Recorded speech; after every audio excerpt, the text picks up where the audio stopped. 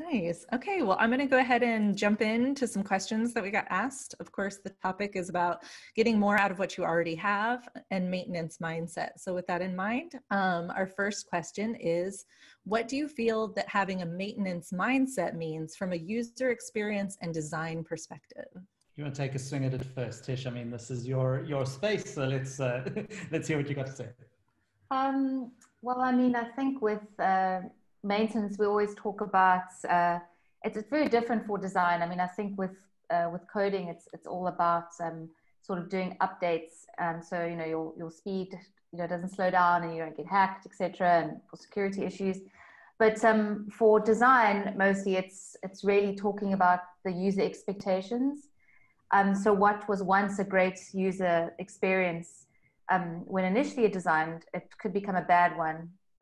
Your design can deteriorate, and not just in terms of current trends, but also from user expectations. So it's very important for us to maintain our websites so that this, the user expectations are constantly met, and it stays consistent for the brand and its integrity.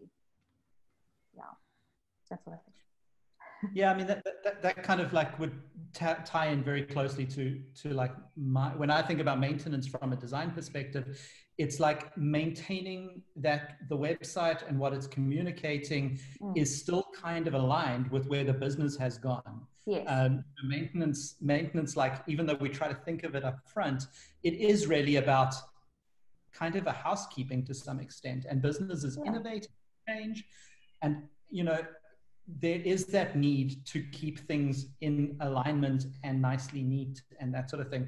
AIMEE, I'm interested, how was your experience in the different things that you've done from a maintenance in the design and UX sort of space perspective?